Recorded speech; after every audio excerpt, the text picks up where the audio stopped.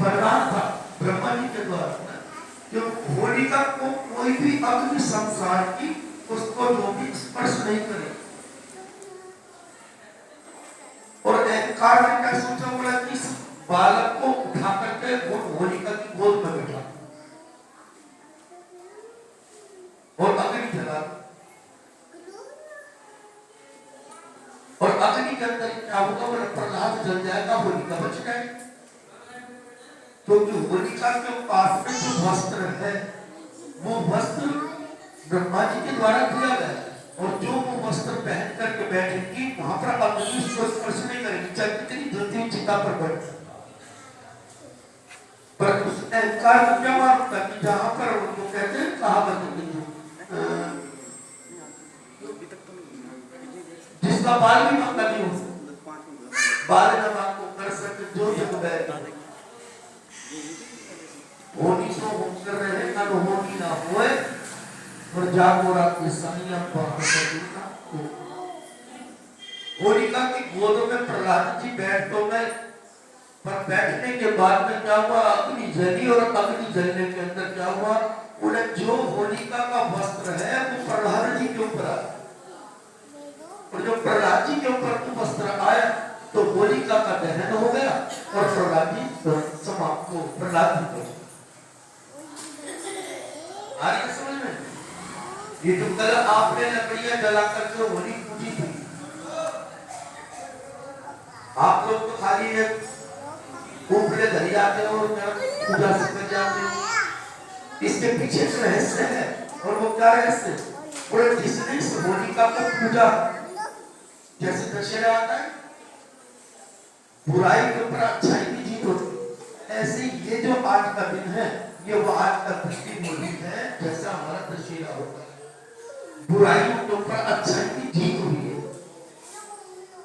और हमारी बुराइयां क्या, बोलो भाई की वही रखी, तो जीत किसकी हो? हमारी जो बुराई है वो बुराई हमने कभी भी अग्नि में दहन नहीं की। और ये जो होलिका जलाते हैं होली दहन होता है। और ये क्या होता है, बोले इसके लिए होता है कि जो तुम्हारे अंदर कोई बुराइयां हैं वो आज जो करके इसके अंदर छोड़ आना। जो रात को जो होली जलेगी कि उसमें जल करके रात हो गई, इसका ये महत्व है। अब इस विषय के अंदर ना तो हम सुनना चाहते हैं, ना सुनना पसंद करते हैं, ना हम इसको समझने की कोशिश करते हैं। कितनी होलियां बीत गई। आज हमारे जीवन के अंदर किसी का 50 साल की उम्र हो रही है तो 50 साल की उम्र में 50 होली दहन तो कर चुके, 50 बार रावण को भी जला दिया, उस बुराई को तो भूखा। तो अपनी बुराइयों को हमने क्या भूखा, हमारी बुराइयां चाहे कितनी 50 साल की हो, चाहे कितना ही हम पूरा कहा जीवन हम उस होली दहन करते हैं, क्या हमारे अंदर से कोई बुराई निकली? नहीं। कोई हमारा दिमाग खराब, कोई हमें एक दूसरे के ऊपर खिंचातानी, कोई हमारा राग देश, वही हमारी मति भ्रम, यही तो हो रहा है हमारा।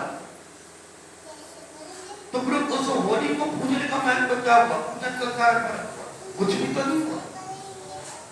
ये जितने भी त्योहार हमारे आते हैं ये कहीं ना कहीं हमारे को कहीं ना कहीं ज्ञान देते। जब तुम्हारा अहंकार जल करके राख हो जाएगा तो प्रेम का रंग चढ़ेगा, और जब प्रेम का रंग चढ़ेगा तो सब के सब हमारे अपने नजर आएंगे, कोई पराया नजर नहीं आएगा, है ना। और जहां पर ये नौबत आती है, जहां पर ये पद्धति बैठ जाती है, वहां पर कहीं जाने की जरूरत नहीं है। जैसे सबरी के घर भगवान आ जाते हैं, ऐसी मंदिर वाले को हमारे घर पर आना पड़ेगा। ये भक्ति की चरम सीमा है, इसको कहते हैं भक्ति की पराकाष्ठा। क्यों उसको आना पड़ेगा? आज हम मंदिर में जा रहे हैं किसके लिए? भगवान के लिए। कोशिश ये हो कि हम जिसके लिए मंदिर में जा रहे हैं वो मंदिर वाला हमारे दरवाजे पे आए, मजेदारी तो हो। कोई हम इसके यहाँ जाते हैं, कभी भी हमारे घर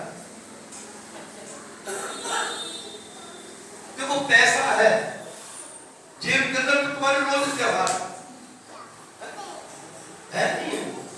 अगर पैसा है तो तुम्हारी रोज दिवाली है, रोज तुम्हारी होली है, और जो भक्कड़ होंगे और कुछ होगा नहीं तो वो दिवाली में हमारे को अंधकार में लगे होगा नहीं, और त्योहार के हमारा देन। तो ये जो बात बताई, जैसे हिरण्यकश्यप ने बात कही अपने जो गुरु के टीचर रखा हुआ है, जैसा हम अपने बच्चों के लिए हम अपने बच्चों के लिए ट्यूशन रखते हैं ना, देखो जिसको बैठना हो बैठना ना, जिसको बोले हो तो उठ जाना। थोड़ा सा ये सत्संग हम आपस में कर रहे हैं, ऐसा मत समझना कि आप लोग आकर के सत्संग शुरू हो जाए। जिसको मन लगे सत्संग तो बैठे रहना, नहीं तो प्रसाद लेना हाथ जोड़ देना, ऐसी कोई जबरदस्ती नहीं।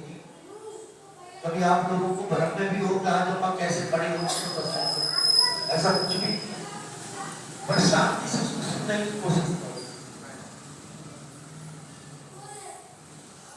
हिरण्यकश्यप ने अपनी प्रहलाद जी के लिए ट्यूशन रखा, उसके लिए टीचर रखा, और टीचर का नाम क्या है उनके गुरु का, जो प्रहलाद जी के लिए उनके पिता हिरण्यकश्यप ने रखे। क्या नाम था उनका? अब बताओ।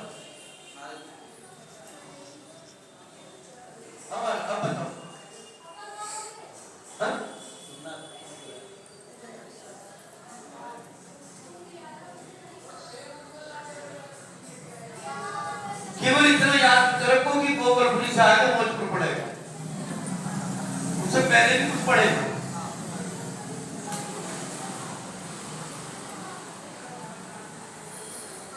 हिरण्यकश्यप प्रहलाद जी के पिता ने अपने बेटे के लिए 2 टीचर रखे, आप लोग वही करते वो 2 रखना, और उन्हें एक बड़े प्यार से कही बात कि मेरा एक बेटा शिक्षा दो।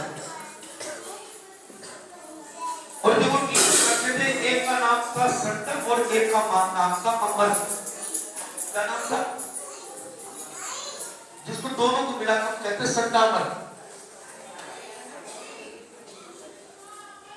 और ये दोनों टीचर कैसे हैं? एक को दिखाई नहीं देता और एक को सुनाई नहीं देता। ये बात को याद रखना कि जिसके पिता में जिसके माता पिता में आंखें थी, गौर करके सुनना, जिस माता पिता के पास में आंखें थी तो उसने अपनी औलाद को आंखें दी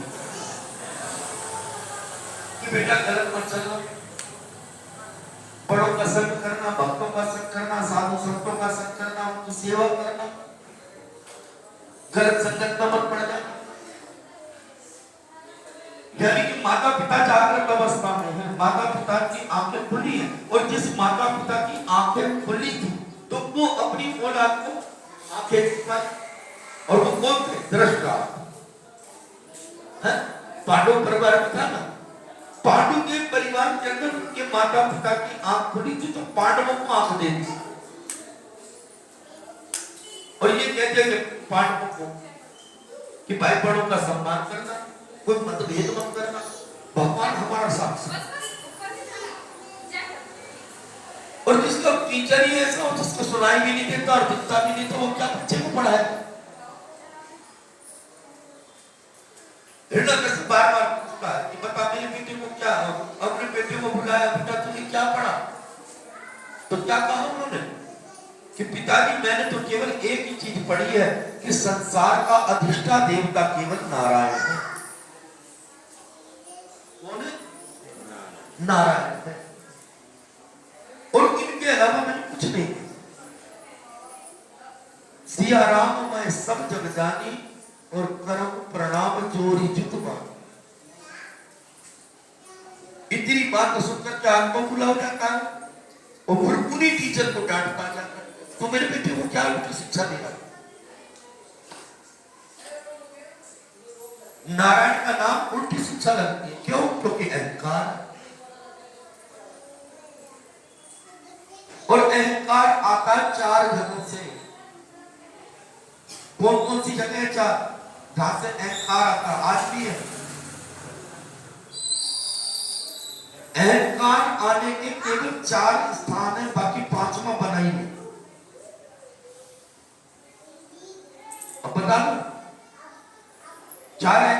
पंचायत है, कौन सी स्थान, कौन से अहंकार। या तो इंसान को अहंकार होगा वो अपने रूप रावण ने, रूप का स्वरूप। अहंकार बड़ा जबरदस्त आता है, जो एक एक घंटे शीशे के आगे खड़े रहते। और हंसियों में तो ये है कि खूब श्रृंगार करके और शीशे के आगे खड़े रहे और हम देखें कि हम कितने सुंदर लग रहे हैं। होता है नहीं होता? जैसे रात को 3 लड़े इधर निकल रही थी, 3 इधर निकल रही थी। हंसने की बात है, अच्छी बात है। कुल मिलाकर के कहने का कि एक एक घंटा अगर हम शीशे के आगे खड़े रहेंगे तो भागवत का सूत्र है, बोले जितनी देर आईना तुम देखोगे और अपने आप को निहारोगे इतनी तुम बदसूरत बनते चले जाओ। पक्की बात है। और ये अजमा के देख ले, खाली खड़िया पलटन लपेटने से गोरे नहीं बनता है।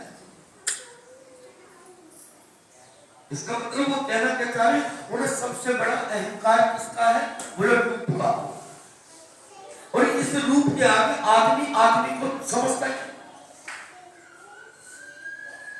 जरा से बालों के ऊपर प्रेस करवा ली और जरा सा क्यों लट मार रहे हैं, तो देखो हमारे मुकाबले में कोई नहीं। आदमी ने जरा सी छत बना ली और चश्मा पहन लिया तो बोला देखो मेरे जैसा कोई शहंशाह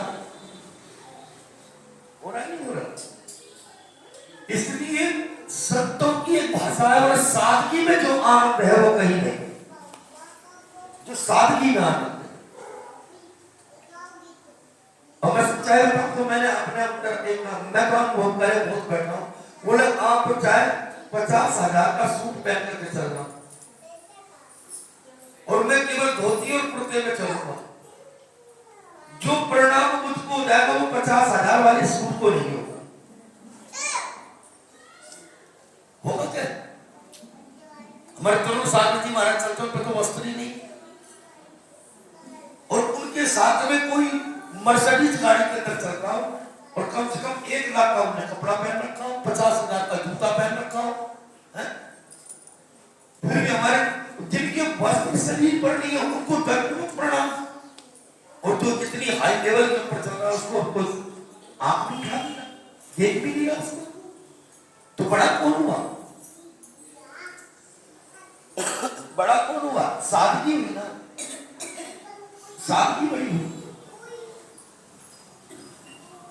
तो सबसे पहला रूप का अहंकार, तो इस रूप के ऊपर जो अहंकार करके चला, अभी दिन के अंदर देखा था ना, जब कितनी गोरी चमड़ी हो और कितने सुंदर स्वरूप और थोड़ा सा काला पीला कर दिया तो सबको नहीं तो किसी ने कहा सारी चुड़ैलें इकट्ठी हो रही है।